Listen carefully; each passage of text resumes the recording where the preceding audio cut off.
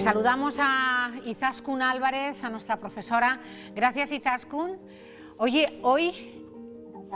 Buenas tardes, Cristina. Buenas tardes a todos los telespectadores. Buenas tardes. Te iba a decir que hoy me apasiona el tema que has elegido. Juana I de Castilla o Juana la Loca. Yo comenzaría por esa cuestión, por esa disyuntiva, Izaskun. A ver, si yo tuviera, bueno, si tuviera la posibilidad de resucitar a alguien, sería a Juana I de Castilla. Y nunca con el sobrenombre de Juana la Loca, le pondría otro sobrenombre, yo creo que mucho más adecuado, que es el de Juana la Indómita o Juana la Rebelde.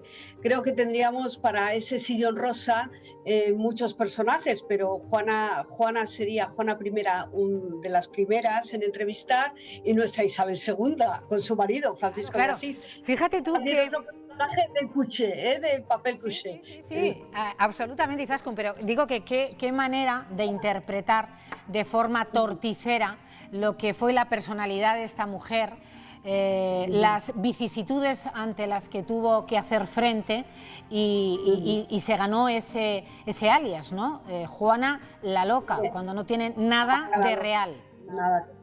No, yo creo que, a ver, y cada vez sabemos más, tenemos historiadores y historiadoras extraordinarios que han trabajado sobre la figura y han, sobre todo, interpretado muchos documentos que, bueno, la figura de Juana I de Castilla es una figura que es un poco fruto de las circunstancias aciagas y, bueno, también muy concretas de lo que ocurría en esos momentos en Castilla, ¿no? Fue víctima de las intrigas de la corte, de los nobles castellanos, de la incomprensión de su madre. Claro, es que te iba a preguntar luego la influencia de dos personajes tan importantes y de tanta envergadura como Isabel la Católica y el rey Fernando, pero ¿cómo fue la educación de nuestro personaje, de Juana I de Castilla? Claro, Juana I de Castilla no fue educada para ser reina, ella era una infanta de Castilla y como tal su matrimonio y su vida programada por sus padres.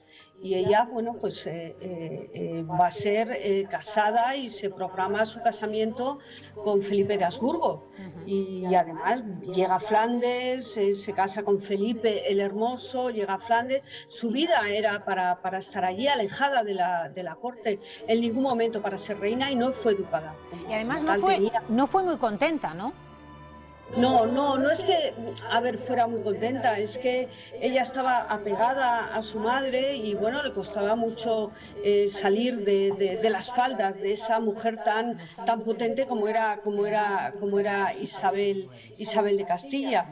Se casó con Felipe, ya estaba haciendo su vida allí, tuvo 6 hijos, Juana tuvo 6 hijos, la última niña fue póstuma, ya hablaremos de ello si nos da tiempo, y bueno, ya estaba programada su estancia allí. La mala suerte es que tanto su hermano Juan, que iba a ser el rey, muere a los 19 años y muere en Salamanca a los 19 años. No muere a los 2 años ni a los 3, sino a los 19. Entonces ella estaba alejada, no tenía una formación para ser reina. Tenía rudimentos, sabía latín, tenía los rudimentos básicos de una infanta.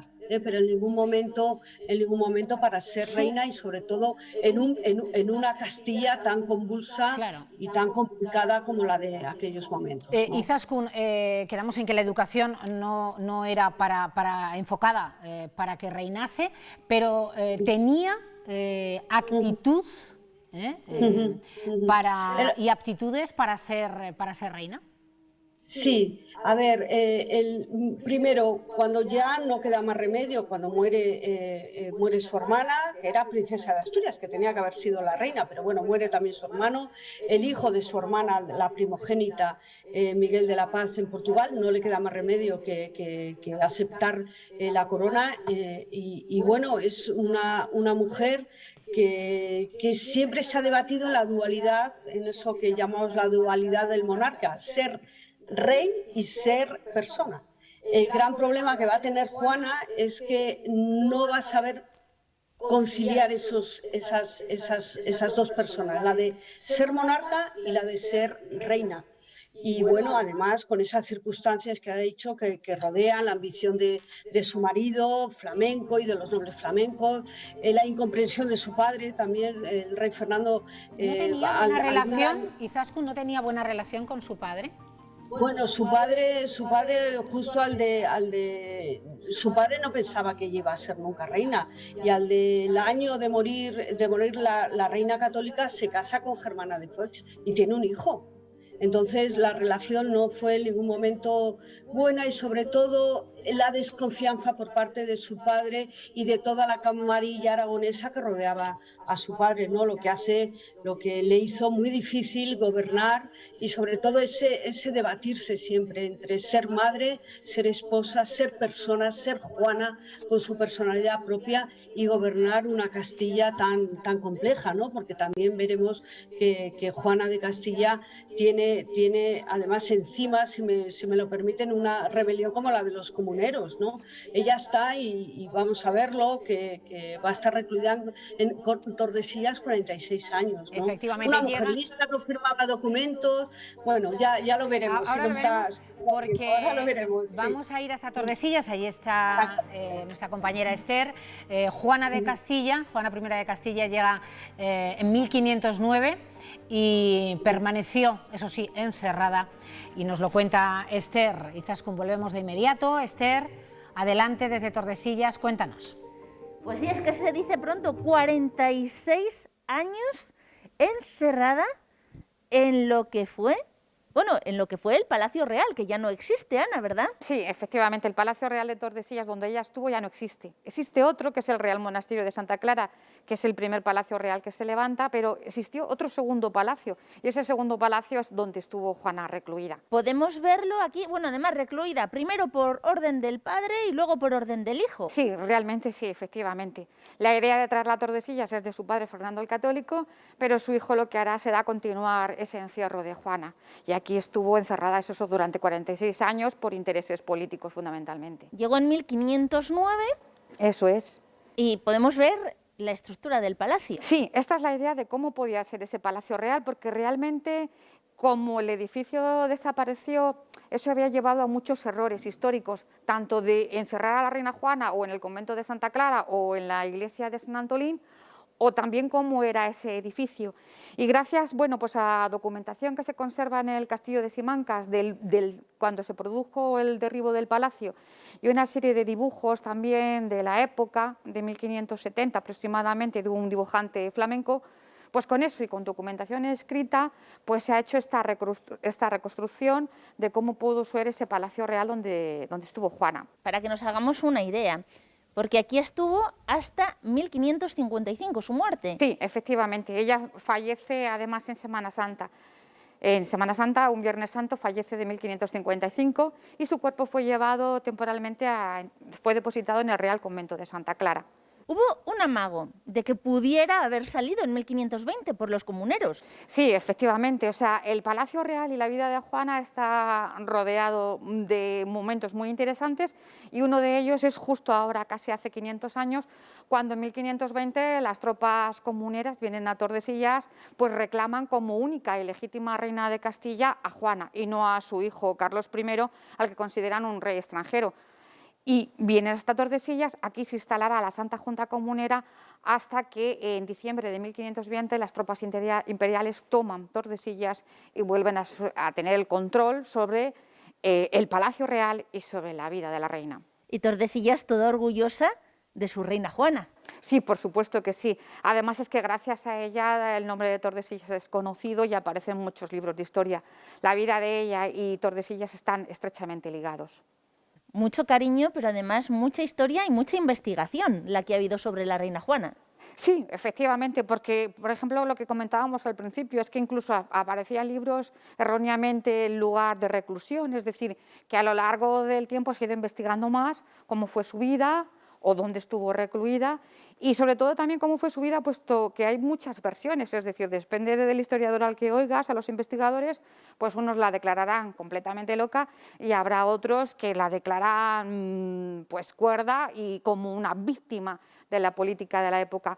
Por eso nosotros muchas veces desde la Concejalía de Turismo de Tordesillas muchas veces lo que ponemos en los textos es que es un personaje enigmático y que sigue siendo un enigma para la historia de España el estado o la salud mental de la reina Juana. Pues vamos a ver si nuestra historiadora, Izaskun, nos aclara un poquito qué pasó con la reina Juana I de Castilla.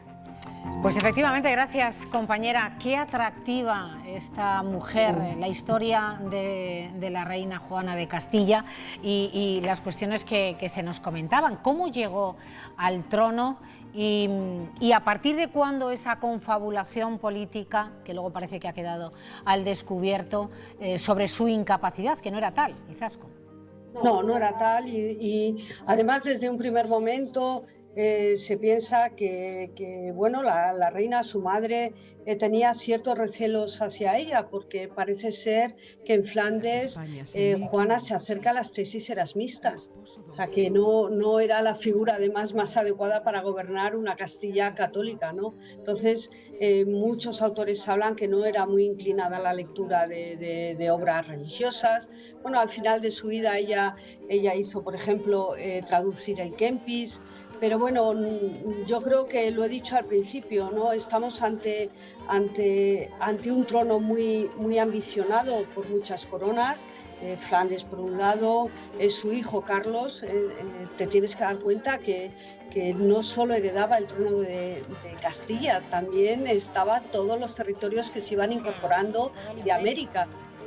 Carlos I se podía convertir en el rey del orbe, en el rey de absoluto, ¿no?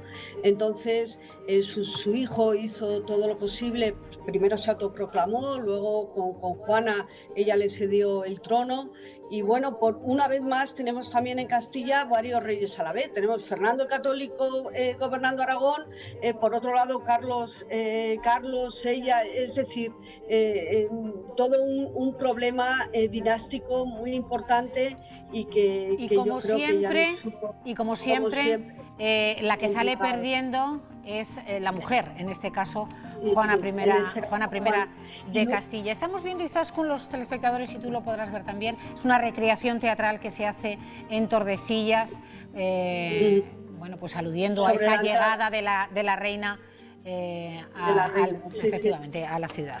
Luego es también muy importante aclarar para los telespectadores que es una figura que el romanticismo, las películas y sobre todo durante el franquismo han de alguna manera tergiversado, ¿no? En la película de Juan de Orduña han sido los cuadros incluso sobre Juana I, siempre atribuyéndole esa locura. La Leona de Castilla. Exactamente, que potenciaba la figura firme de su mujer. Locura de amor, en fin, es que han sido locura de amor. muchos. Sí, y potenciaba la figura de su madre, que a su vez había sido muy cuestionada por la Beltraneja. Había habido una guerra de sucesión en Castilla en el trono. Entonces, cuando muere, por ejemplo, su marido, Felipe el Hermoso, siempre se dice que bueno, que ella fue penando con el féretro por todo Castilla hasta poderlo enterrar. Ya sería menos, Izaskun. Pero su padre había acordado el matrimonio de Juana con Enrique VII de Inglaterra. Y ella sabía que hasta que no diese sepultura a su marido no podía casarse. Yo creo que es una mujer que hay que revisitar, que hay que seguir indagando. Perdóname, Izaskun, te tengo ya que dejar, pero sí que quiero hacer un inciso, lo decían desde Tordesillas, mencionando esa fecha, 1520, donde las tropas imperiales, bueno, pues derrotan a las comuneras y donde se apoyaron en gran medida en Tordesillas y en la reina Juana de Castilla, ¿no? Sí, en abril hablaremos de los comuneros y la importancia que tiene esta, para mí, primera revolución de la historia moderna europea. Y los comuneros intentaron recuperar a Juana como reina y no a su hijo extranjero, Carlos I. Bueno, pues compromiso, desde luego, que llevaremos a cabo en abril, efectivamente, en esa fecha tan especial para esta comunidad. Gracias, Izaskun, una vez más, un placer.